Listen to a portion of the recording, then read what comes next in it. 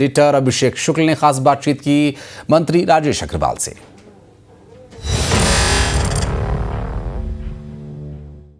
नमस्कार, स्वागत है आपका। मैं हूं अभिषेक शुक्ल।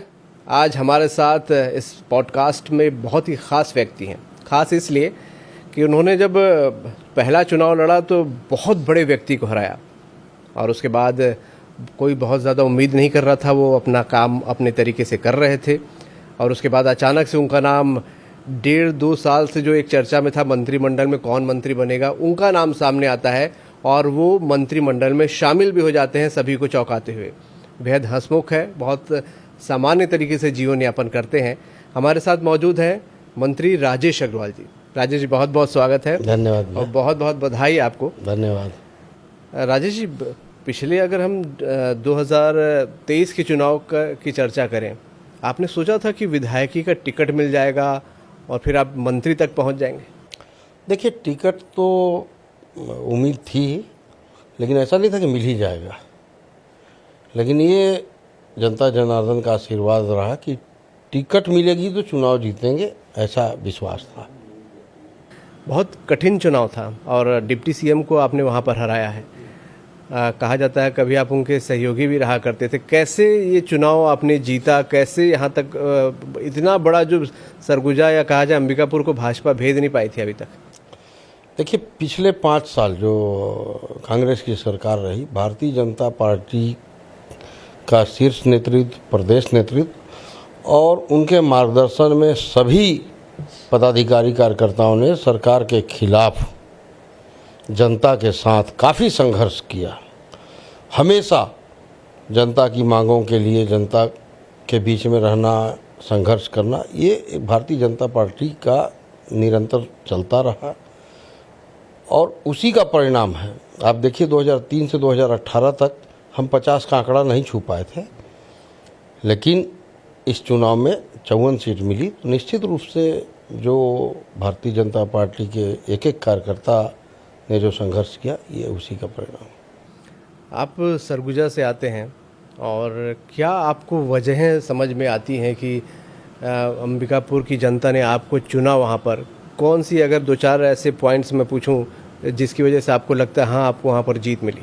चूँकि मैं लखनपुर क्षेत्र का था और लखनपुर उदयपुर क्षेत्र हम लोग का पारिवारिक कार्य क्षेत्र रहा और हमेशा उस क्षेत्र की जनता के बीच में निरंतर मेरा प्रवास होता रहा, उनके सुख में, दुख में, हर चीज़ में।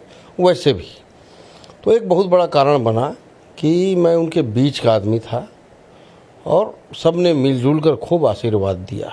अंबिकापुर की जनता ने भी पिछले तीनों चुनाव के बजाय इस चुनाव में भरपूर आशीर्वाद दिया और जनता जनार्दन का जो भरपूर आशीर्वाद मिला और हमारी पार्टी के कार्यकर्ताओं ने जो काम किया, ये उसी का परिणाम। 1.5 साल हो गए, आपको क्या लगा कि ऐसे क्या क्या आपने काम किया कि मंत्रिमंडल को लेके जो चर्चा चल रही थी कि पहला मंत्रिमंडल विस्तार होगा विष्णुदेव साय जी का, उसमें कई सारे बड़े बड़े नाम आ रहे थे, फिर कट जाते थे। आपने जो एंट्री मारी, कई बड़े नाम उस जगह के लिए थे, तो ये एंट्री कैसे हुई आपकी? आपको कैसे पता चला? विधायक बनने के बाद भी हमारे मुख्यमंत्री जी द्वारा या हमारे पार्टी के द्वारा जो भी हमको कार्य बताया गया, बड़े अच्छे से उनको हमने किया और निश्चित रूप से उसी का परिणाम है कि आशीर्वाद स्वरूप राष्ट्रीय नेतृत्व, प्रदेश नेतृत्व और हमारे माननीय मुख्यमंत्री जी ने ये अवसर मेरे को दिया है। पोर्टफोलियो आपको टूरिज़्म का मिला हुआ है, बहुत इम्पोर्टेंट है और छत्तीसगढ़ में मुझे लगता है कि काफ़ी काम करने के स्कोप भी है और काफ़ी संभावनाएं भी हैं। आप जिस इलाके से आते हैं वहाँ खुद बहुत सारी ऐसी अनटच्ड चीज़ें हैं। आपको क्या लगता है कि किस तरीके से आगे बढ़ने का कुछ खाका जैसा तैयार किया जा सकता है? देखिए, हमारा सरगुजा और बस्तर टूरिज़्म के क्षेत्र से तो इनमें बहुत अपार संभावनाएं, मध्य में भी हैं, लेकिन 2 जगह बहुत अपार संभावनाएं हैं और हमारे यशस्वी प्रधानमंत्री नरेंद्र मोदी जी, हमारे यशस्वी मुख्यमंत्री विष्णुदेव साय जी का इस ओर विशेष ध्यान है और टूरिज़्म खाली एक घूमने फिरने की नहीं है। आज क्षेत्र के विकास के लिए, रोजगार सृजन के लिए टूरिज्म सबसे बड़ा माध्यम है, तो मैं तो भरसक कोशिश करूँगा। धर्मस्व भी आपके पास है और एक छत्तीसगढ़, बल्कि कहा जाए सरगुजा से क्योंकि आप आते हैं, इसलिए स्पेसिफिक सवाल ये कि धर्मांतरण एक बड़ी समस्या बनी हुई है और बार बार इशू क्रिएट होता है। इससे निपटने के लिए भी क्या कुछ कदम उठाए जाएंगे? बिल्कुल, अभी आपने पिछले महीने सुना होगा हमारे यशस्वी मुख्यमंत्री जी और सभी मंत्रीगण का बयान आया है कि धर्मांतरण के खिलाफ कड़ा कानून हम लाएंगे। तो सरकार का पूरा ध्यान है और हम बड़े कड़े कदम उठाएंगे। जो भी लोभ लालच में धर्मांतरण हो रहे थे उनको रोकेंगे और जितने कड़े से कड़े कानून हो सके उनको लाएंगे। साथ ही साथ हमारे जो ट्राइबल्स हैं, अज्ञानतावश भी मतांतरण कर रहे थे, लोभ लालच, हम उनको भी उनके देव स्थानों को, गुड़ी स्थानों को, जो भी उनकी धार्मिक मान्यताएं के स्थान हैं, उनको हम विकसित करेंगे और उसके माध्यम से भी हम धर्मांतरण को रोकने की कोशिश करेंगे। अभी आप सरगुजा गए हुए थे शपथ लेने के बाद, हमने देखा है स्कूटर पे आप कहीं दर्शन करने निकल गए, तो क्या आमतौर पे स्कूटर पे ही घूमते हैं? हाँ, लखनपुर रहता हूँ, छोटा गांव है। मंदिर हमेशा स्कूटी से ही जाता हूँ। उस दिन भी स्कूटी से गया, किसी ने वीडियो बना लिया। अदरवाइज जो मेरे रोज़ का रूटीन में है वो मैंने करीब करीब कोशिश करता हूँ कि सप्ताह में 2-3 दिन ज़रूर मंदिर जाऊँ। पहले रेगुलर था, सप्ताह पूरा जाता था, धीरे अभी भी 2-3 दिन जरूर जाता हूँ। मुख्यमंत्री जी से भी फिर आप लोगों की मुलाकात हुई, कुछ खास निर्देश उनकी तरफ से मिला कि कैसे क्या करना है? नहीं, उस समय हम लोग शपथ के बाद मैं मंदिर गया था। मंदिर से आया तो पता चला कि सीएम साहब के पास जाना है, तो मैं सीधे हाउस में आया।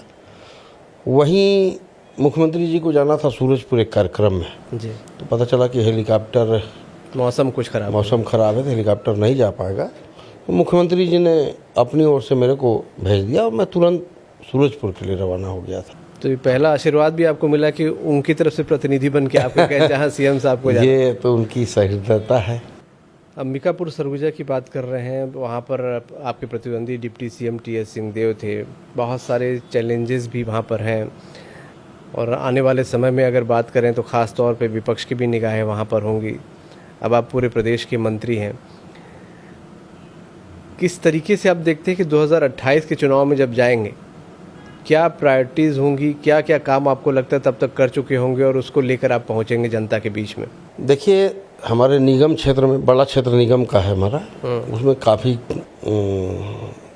काम नहीं हुए थे पिछले उसमें। अभी लगातार जब से विष्णु देसाई की सरकार बनी है, माननीय उप मुख्यमंत्री अरुण साहू जी के पास वो विभाग है, लगातार हमको निगम के विकास के लिए, सड़कों के, नाली, सभी कार्यों के लिए बड़े फंड मिल रहे हैं। चलिए, बहुत बहुत शुभकामनाएं राजेश जी, आपका आप मंत्री बने हो और उम्मीद है अगली बार जब आपसे ऐसी बातचीत होगी तो बहुत कुछ जो आप विज़न बता रहे हैं आपके पास बताने के लिए होगा कि कहाँ तक आप कितना काम वहाँ पर कर पाए हैं, कितने सफल हो पाए हैं। बहुत बहुत शुक्रिया हमसे बात करने। धन्यवाद।